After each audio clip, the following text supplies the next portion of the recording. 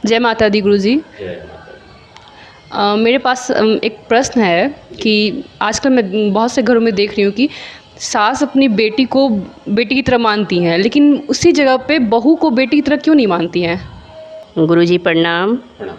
एक और प्रश्न हम पूछना चाह रहे हैं कि उसी जगह पे बहू जो है वो अपनी सास को माँ नहीं मान सकती है, मान नहीं पाती है, ऐसा क्यों? बहुत बढ़िया बहन जी, बहुत बढ़िया। आपके जो प्रश्न हैं वो बहुत ही कॉमन है और समाज में ये सब हो रहा है।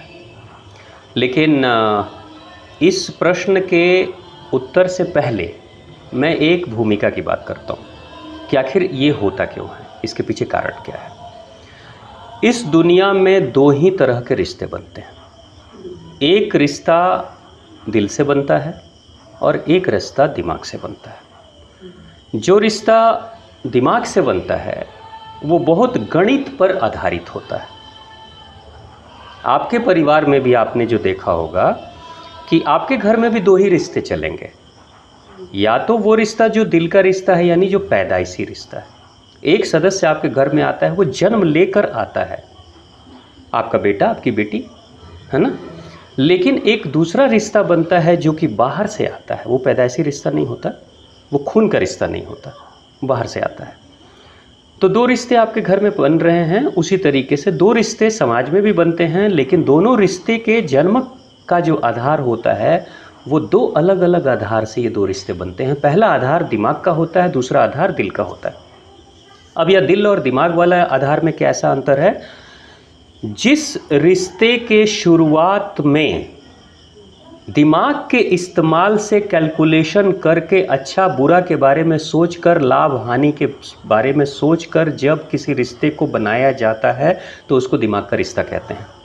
रही बात शादी की, शादी के समय आप जरा देखिए कि रिश्ता कैसे बन रहा है। एक लड़की की शादी होती है लड़के से, या लड़के की शादी लड़की से हो रही है, चाहे आप लड़की पक्ष वाले हैं चाहे लड़के पक्ष वाले हैं, आप क्या सोचते हैं? तो यहाँ जो एक बात कहते हैं, एक शुरू से हम लोग कहते आ रहे हैं कि जोड़ियाँ पहले ही बन जाती हैं, भगवान ही बना देते हैं, स्वर्ग में जोड़ियाँ बन जाती हैं और रिश्ते फिर बाद में यहाँ बन जाते हैं। रिश्ते यानी कि शादी ब्याह जो होता है वो यहाँ हो जाता है, ठीक है। तो आप ज़रा सोचिए कि जब जोड़ियाँ वहाँ बन रही है तो फिर लड़की की खूबसूरती कैसी है, उसकी हाइट कैसी है, वो दिखती कैसी है, वो चलती कैसी है, उसका क्वालिफ़िकेशन कितना है, लड़के की आमदनी कैसी है, लड़का की सैलरी कितनी है, लड़के का ख़ानदान का क्या है, उसका रंग रूप कैसा है, उसके सामाजिक जो स्टेटस है वो कैसा है। इन सारी चीज़ों के बारे में आप तो सोचते हैं ना। तो ये जो सारे रिश्तों के बारे में आप जो सोच रहे हैं, तो वो सारी चीज़ें जो हो रही हैं ये कौन सोच रहा है? दिमाग ही सोचता है। दिमाग सोचता है ना।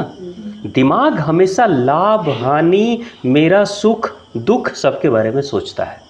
और जब इतनी सारी कैलकुलेशन करने के बाद जब अगर आप कोई रिश्ता बना रहे हैं तो वो रिश्ता तो दिमाग का है, और रिश्ता हमेशा अपने लाभ हानि के बारे में सोचता है। दिमाग जो है ऐसा रिश्ता बनाता है तो हमेशा अपने लाभ हानि के बारे में सोच के ही रिश्ता बनाता है, ठीक है। तो आपके घर में अगर कोई बहू आ रही है या फिर आप किसी को अपना दामाद बना रहे हैं तो आपने तो सारा कैलकुलेशन पहले कर लिया है। यानी कि शादी ब्याह का रिश्ता कैसा है? दिमाग का है या दिल का है? दिमाग का है। सामने दिख रहा है कि दिमाग का रिश्ता है। क्यों? क्योंकि अगर मैं कहूँ कि शादी ब्याह का रिश्ता अगर दिल का है तो क्या आपके घर में अगर एक बच्चा पैदा होता है तो आप सोचते हो बच्चा कैसा होना चाहिए, रंग रूप कैसा होना चाहिए, उसका नैन नक्श कैसा होना चाहिए? नहीं सोचते हो ना। जो मिल जाता है उसको स्वीकार कर लेते हो। और ऐसा भी देखा गया है समाज में कि एक बच्चा अगर घर में जन्म ले लेता है, शकल सूरत से अगर वो अच्छा नहीं भी है तो भी उसके घर के सदस्य जो हैं उसको बहुत ज़्यादा प्यार करते हैं, इतना प्रेम करते हैं कि उससे भी ज़्यादा खूबसूरत बच्चा पड़ोस में है फिर भी उससे लगाव नहीं हो पाता है, लेकिन अपने कम खूबसूरत बच्चे से भी बहुत लगाव हो जाता है। यही है दिल का रिश्ता। दिल का रिश्ता होने पे आप देखो एक बात कि मेरी माँ चाहे सुंदर हो चाहे बदसूरत हो, मेरे पड़ोस में जो माता रहती है वो बहुत सुंदर है, लेकिन फिर भी मैं पड़ोस की माता को अपनी माता के स्तर पे नहीं कभी मान पाऊंगा। यही कारण है कि बच्चे ज़िंदगी में पति या पत्नी ये दोनों की बात मैं कर रहा हूँ, मैं किसी एक पक्ष की नहीं कर रहा हूँ। एक पति पत्नी को बदल सकता है, एक पत्नी पति को भी बदल सकती है। अनेक शादियाँ हो जाती हैं। कभी आपने सुना अनेक माता पिता हो गए? नहीं हुआ ना। कितनी भी खराब माँ है रहेगी तो वही जिंदगी भर, कितने भी खराब पिता हैं रहेंगे तो वही जिंदगी भर। अब कितने भी खराब बच्चे हैं, माँ कहेगी मेरा तो बस एक ही बेटा है, एक ही मेरी बेटी है। अगर उसका एक ही है तो ये नहीं कहेगी नहीं ये नहीं है अब वो है, ऐसा नहीं। यानी कि रिप्लेसमेंट, बदलाव, ये अच्छा नहीं दूसरा, ये विकल्प दिल के रिश्ते में नहीं चलता, लेकिन दिमाग के रिश्ते में ये बदलाव चलता है। इसलिए तलाक के केसेस इतने हो रहे हैं और दूसरा विकल्प सामने चला आता है। तो अब समस्या सबसे बड़ी है जो आपने प्रश्न किया कि आखिर क्यों एक सास अपनी बहू को बेटी नहीं मान पाती। इसलिए नहीं मान पाती क्योंकि वो बहुत गणित लगा के अपनी बहू को लाई है। मेरी बहू कैसी होनी चाहिए, शक्ल सूरत ऐसी, व्यवहार ऐसा होना चाहिए, मेरे साथ ऐसा व्यवहार करना चाहिए।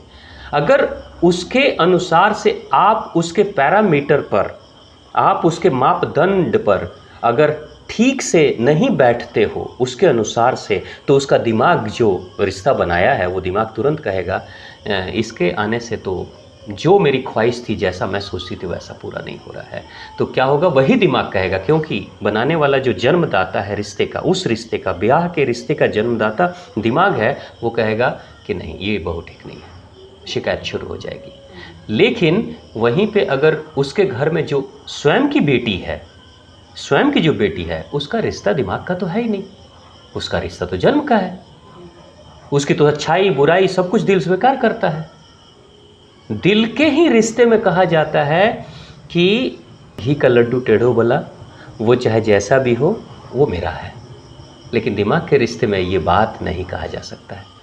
तो मेरे कहने का अर्थ यही है कि सास ने बहू के साथ दिमाग का रिश्ता बनाया है, तो इसलिए सास और बहू में भेद रहेगा, लेकिन वहीं पे वो भेद सास में और उसकी स्वयं की बेटी में नहीं रहेगा, क्योंकि वो रिश्ता दिल वाला चल रहा है, ये रिश्ता दिमाग वाला चल रहा है।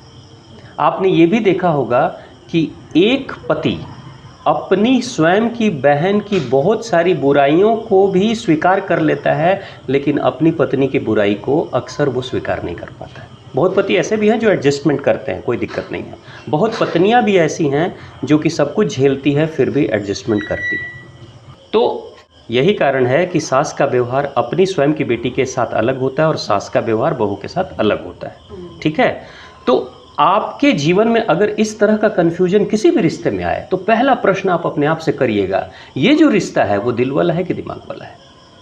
यानी कि ये रिश्ता खून का है, पैदाइशी है, मिल गया है, भगवान ने दे दिया है तो हमने स्वीकार कर लिया है, तो उस रिश्ते में सारी बुराई के बाद भी उसको इंसान स्वीकार करते रहता है। लेकिन जो दिमाग वाले रिश्ता है उसमें क्या होता है, जल्दी स्वीकार करना मुश्किल हो जाता है। ठीक है, तो गुरुजी इसका क्या समाधान है? बिल्कुल आपने सही कहा कि इसका समाधान क्या है, आखिर हम करें क्या। इसका समाधान बड़ा सरल है।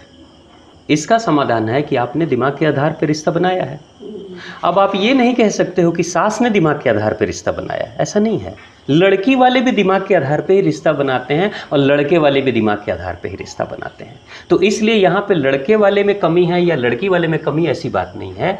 ये इस दुनिया का यही नियम है, इस संसार में ऐसा ही चलता है। अब रिश्ते तो बन गए दिमाग वाले। अब रिश्ते जब बन गए दिमाग वाले तो आपको दिल के आधार पर रिश्ते को लाना है।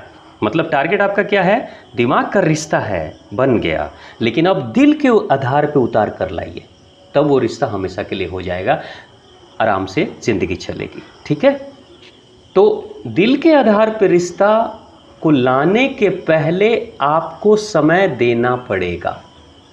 क्यों?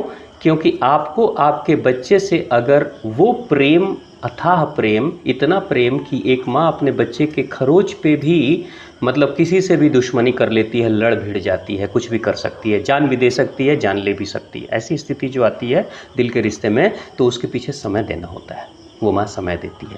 अगर एक माँ अपने बच्चे को 9 महीने भी गर्भ में रख रही है तो 9 महीने तक लगातार उसके साथ एक संबंध जुड़ रहा है, उसके पूरे अस्तित्व के साथ में।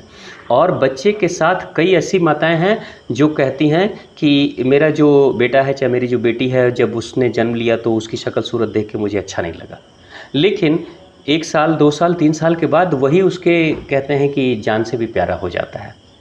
तो ये क्या है कि समय के साथ रिश्ते मजबूत होते हैं, है ना। तो समय आप भी इस रिश्ते में दीजिए। अब पता चला कि आपने शादी कर ली, आप बहू बनकर चली गई, या फिर कोई लड़का दामाद बनकर आ गया, तो दोनों को समय देना पड़ेगा। अब समस्या कहाँ खड़ी होती है? शादी होती है, तुरंत से 1 महीने के अंदर बहू के बारे में आकलन करना लोग शुरू कर देते हैं, 1 महीने के अंदर दामाद के बारे में आकलन करना शुरू कर देते हैं। ये ऐसा, इसमें ये कमी है, वो कमी है। अरे सबको कमी है, सब सारी चीज़ें हैं। आपके बच्चे में जो बच्चा जन्म लिया आपके घर में, उसमें कमी नहीं थी, वो भी सूसू करता था, पॉटी करता था आपके बिस्तर पे, तो आप कितने परेशान रहते थे। लेकिन धीरे धीरे समय के साथ में उसकी सारी बुराइयों के बाद भी आपने उसको स्वीकार किया ना। यही होता है कि समय देना होता है रिश्ते में। अब रिश्तों में समय देंगे तो कैसा होता है मजबूत बॉन्डिंग, यानी कि किस तरीके से आपके रिश्ते मजबूत होते हैं। आप जिस घर में रहते हैं, इंसानी रिश्तों की तो बात छोड़िए, आप जिस घर में रहते हैं ना, उसके दीवारों से भी आपका रिश्ता जुड़ जाता है। आप जिस घर में रहते हैं उस घर के पर्दों से भी आपका रिश्ता जुड़ जाता है। आप जिस घर में रहते हैं उसके कलर से भी रिश्ता जुड़ जाता है। आप जिस घर में रहते हैं उस घर के पड़ोसियों से भी आपका रिश्ता जुड़ जाता है। आप जिस घर में रहते हैं वहाँ के माहौल से भी रिश्ता जुड़ जाता है ना। तो क्या हुआ, समय के साथ ये रिश्ता जुड़ता है।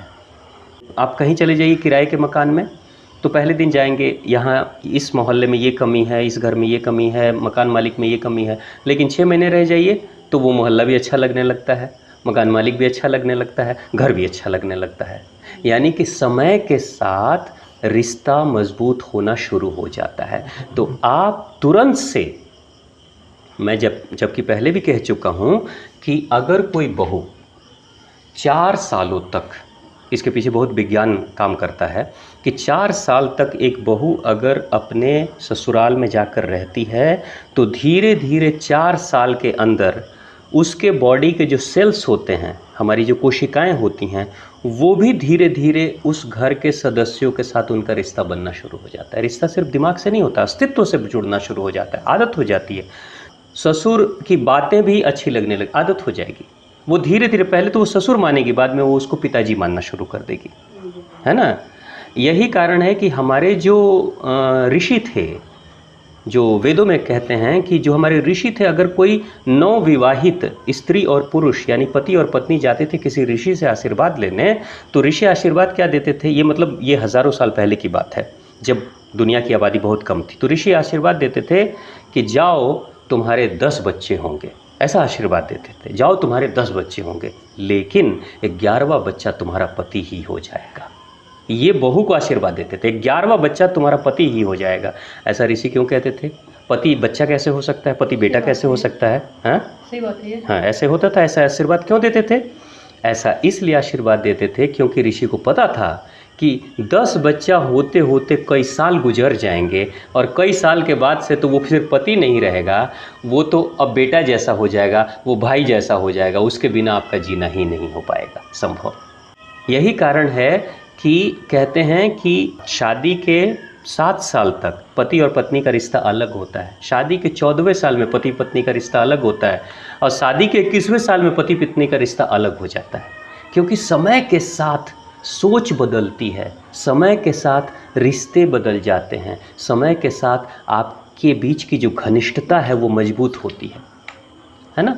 तो ये सारी जो चीज़ें होती हैं ये समय के साथ होती है। तो समय देने के लिए तैयार रहिए। तो शुरू में अगर आपने कमियां ढूंढना शुरू कर दिया, अब मान लीजिए कि एक बहू कमी ढूंढना शुरू कर दी अपनी सास में, अपने ससुर में, अपने पति में, तो पति भी ये काम करना शुरू कर देगा, क्योंकि आपका जिस तरीके से दिमाग सक्रिय है ना, उसका भी दिमाग वैसे ही सक्रिय है, वो भी दिमाग से ही आपके साथ रिश्ता बनाया है।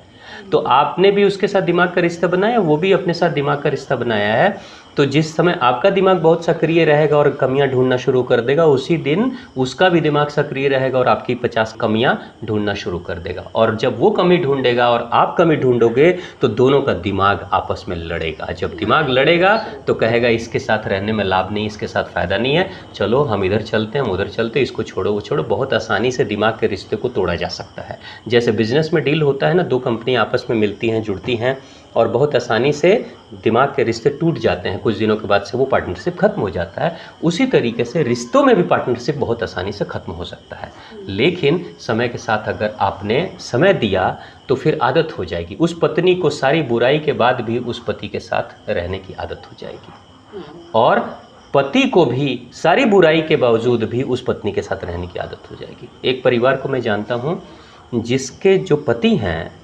वो मंदबुद्धि हैं।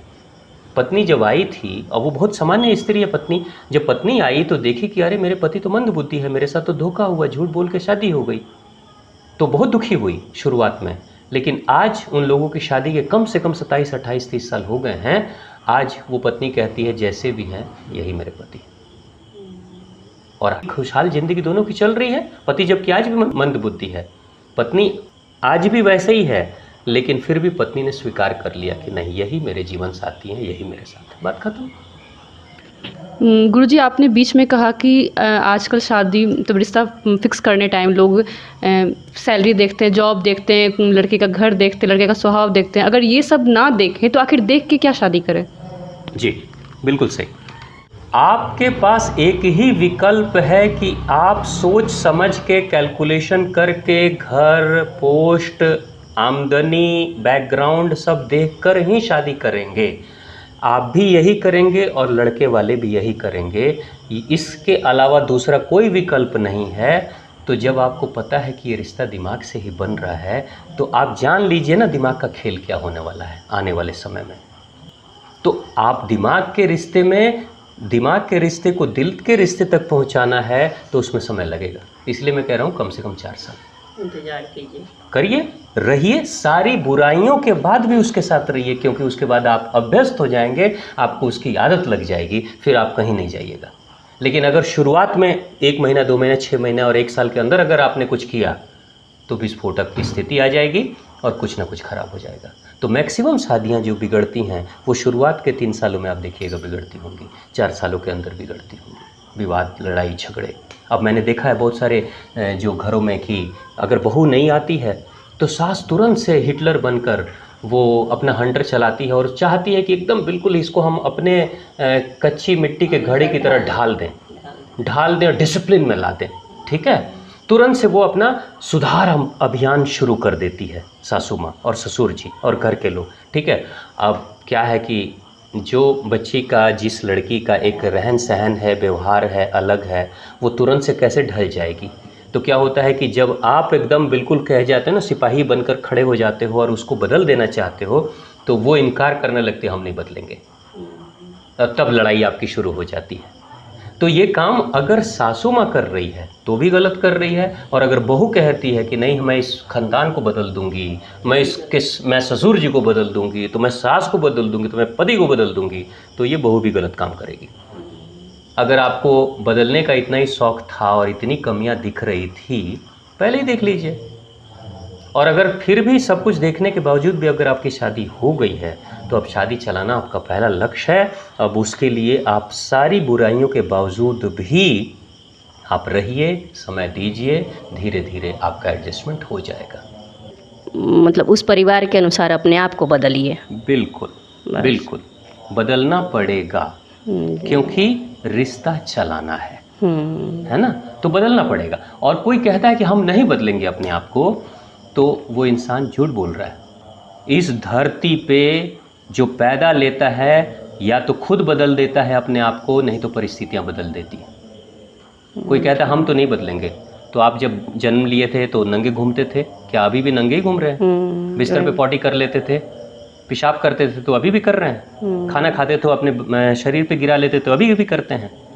बचपन में आपका शौक क्या था? हवाई जहाज को देखते थे तो मैं पायलट बनूंगी, तो कोई लड़का कहता था मैं तो वैज्ञानिक बनूंगा, और बाद में क्या हुआ?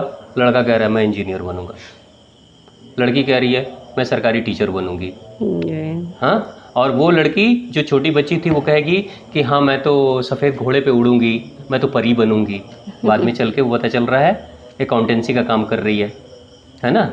फिर वो पता चल रहा है कि हाउसवाइफ है, तो कोई कुछ है। तो ये क्या है? जब वक्त बदल रहा है, आपकी सोच बदल रही है, सब कुछ जब बदल रहा है, तो फिर आप क्यों नहीं मानते कि भाई समय दोगे ना तो धीरे धीरे सारी चीज़ें बदल जाएंगी। ठीक है। जैसे कि हस्बैंड वाइफ में होता है कि लड़ाई झगड़े होते हैं, मान लीजिए हस्बैंड बहुत ज़िद्दी है या फिर वाइफ बहुत जिद करती है, ज़िद्दी टाइप की है, तो उस समय क्या करना चाहिए? किसी एक को बर्दाश्त करना चाहिए, ऐसा ही होगा? बर्दाश्त तो आप करेंगे। आपके घर में आपका बेटा पैदा हुआ, वो ज़िद्दी है, तो क्या करेंगे? करेंगे ना बर्दाश्त, करते ही हैं। आप कहीं कंपनी में जाकर जॉब कर रहे हैं, बॉस बड़ा गुस्से वाला है, शॉर्ट टेम्पर्ड है, लेकिन आपको तो सैलरी चाहिए, तो आप नौकरी थोड़ी छोड़ देते हैं, बर्दाश्त करते हैं। कहाँ नहीं बर्दाश्त कर रहे हैं? आप सड़क पे चल रहे हैं, धूल कोई उड़ा रहा है और आप देख रहे हैं कि धूल उड़ रही है, लेकिन फिर भी आप धूल से क्रॉस करके निकलते हैं, जबकि आपके कपड़े गंदे होते हैं। लेकिन क्योंकि आपके जीवन का जो लक्ष्य है, जहाँ आपको जाना है, वो महत्वपूर्ण है, तो आप उस धूल को भी नज़रअंदाज करके और अपने शरीर पे धूल लेके भी तब भी जाएंगे, क्योंकि ऐसा तो नहीं कि धूल देख कर पीछे हट जाएं। आप सड़क पे चलते हैं, कहीं पानी है, कीचड़ है, फिर भी आप अपनी गाड़ी लेके जाते हैं। कई बार तो कपड़ों में भी और पैरों में भी कीचड़ लग जाता है, फिर भी आप जाते हैं ना। लेकिन किसी के बर्दाश्त करने एक लिमिट होता है। लोग सोचते हैं कि हम हर बार हम ही क्यों झुके। हाँ, बिल्कुल सही। जिस दिन लिमिट क्रॉस हो जाएगा, वो कहते हैं ना, पानी जब तक नाक के नीचे है तब तक आदमी पानी में रह सकता है। जिस दिन पानी नाक के ऊपर चला जाएगा, उस दिन तो फिर आप किसी से पूछने भी नहीं जाएंगे कि आप बर्दाश्त करें कि नहीं, क्योंकि आप खुद ही भाग जाएंगे। तो इतना अति मत करो किसी भी रिश्ते में कि कोई तुमको छोड़कर चले जाए। इतना भी अति नहीं हो जाए जो रिश्ता तोड़ने पे मजबूर हो जाए। हाँ, बिल्कुल सही, बिल्कुल सही। अति मत करो, क्योंकि वो कहते हैं ना, एक बड़ी अच्छी बात कही जाती है, इतनी भी किसी की कमी मत निकालो कि वो तुमको अपने जीवन से ही निकाल दे। निकालते हैं लोग, इस दुनिया में ऐसे रिश्ते हो रहे हैं। आप उसकी इतनी कमी निकाल रहे हो, इतनी कमी निकाल रहे हो कि एक दिन वो आपको अपनी ज़िंदगी से बाहर कर देता है। जाओ, जैसे मैं आपको एक प्रसंग बताऊं कि पति पत्नी आपस में एक दूसरे की शिकायत कर रहे थे। वहाँ पे एक तीसरा आदमी बैठा हुआ और सुन रहा है। पत्नी उस तीसरे आदमी से कह रही है, इनमें ये बुराई है, इनमें ये कमी है, इनमें ऐसा है वैसा है, और पति भी कह रहा है, इनमें ऐसा है वैसा है। वो बंदा 2 घंटे सुनते रहा इनकी कहानी, और उसके बाद लास्ट में कहता है, जब इतनी ही बुराई है तो आप लोग दोनों एक साथ क्यों रहते हो? अलग क्यों नहीं हो जाते हो? जैसे ही बोला अलग क्यों नहीं हो जाते हो, तो पत्नी कहती है, अलग कैसे हो सकते हैं? पति कहता है, अलग कैसे हो सकते हैं? तो जब अलग नहीं हो सकते हो तो क्यों कुत्ते बिल्ली की ज़िंदगी जी रहे हो? ठीक से रहो। अलग भी नहीं हो सकते और साथ में रहकर भी अलग जैसा ही रह रहे हो, तो क्या फ़ायदा? कमी इस दुनिया में किसके जीवन में नहीं है, किसके व्यवहार में नहीं है। परफेक्ट कौन है? परफेक्ट पता है कौन होता है? परफेक्ट एक ही समय इंसान होता है, जब वो मर जाता है तो परफेक्ट हो जाता है। इसलिए तो मरे हुए लोगों के ऊपर फूल माला चढ़ाया जाता है, परफेक्ट पूजा की जाती है। क्यों परफेक्ट का मतलब क्या? अब इसके जीवन में कुछ बुराई नहीं होगी, क्योंकि अब बुरा करने लायक ही नहीं है। तो आप अगर परफेक्ट चाहते हैं कि आपका पति परफेक्ट हो जाए, तो उसको जीवित पति मत ढूंढिए, कोई तस्वीर को परफेक्ट बना लीजिए। और पत्नी को आप चाहते हैं कि बहुत परफेक्ट पत्नी मिले, तो जीवित पत्नी परफेक्ट नहीं हो सकती। परफेक्ट इस दुनिया में कुछ नहीं होता। मरने के बाद ही फूलमाला आप देखते हैं ना, लोग जब गुजर जाते हैं, उनकी पुण्यतिथि में लोग जब जाते हैं, सारे लोग तारीफ़ करते हैं, वाह क्या आदमी थे, बड़े अच्छे थे, बड़े अच्छे ऐसे थे वैसे थे। और वो आदमी जब जीवित रहता है तो कोई तारीफ़ नहीं करता है। मरने के बाद अचानक कहाँ से इतनी तारीफ़ निकल के आ रही है? तारीफ़ मरने के बाद इसलिए निकल रही है क्योंकि लोग मरने के बाद अब उसकी बुराइयों को भूल जाते हैं। छोड़ दो यार, अब तो चला गया, अब तो गुजर गया, अब क्या उसकी बुराई। तो ज़िंदगी भर जब वो जीवित रहता है तो बुराई बुराई ही देखते हैं, और जब मर जाता है तो अच्छाई ही देखना शुरू कर देते हैं। क्या फ़ायदा उस ज़िंदगी का? जिंदा रहते हुए ही अच्छाई भी देख लेते तो रिश्ता कितना अच्छा हो जाता। और इस धरती पे एक भी इंसान आपको नहीं मिलेगा जिसके जीवन में सिर्फ बुराई बुराई हो, जिसके व्यवहार में सिर्फ बुराई बुराई। कुछ ना कुछ अच्छाई होगी ज़रूर, आप उसको ढूंढिए, निकालिए। आपके मन में कोई और प्रश्न है? नहीं गुरुजी, जो भी डाउट्स थे वो क्लियर हो गया मेरे। बहुत अच्छा, धन्यवाद। धन्यवाद गुरुजी। माता रानी आपका कल्याण करे। प्रेम से बोलिए माते भगवती की जय। भगवान शिव शंभू की जय।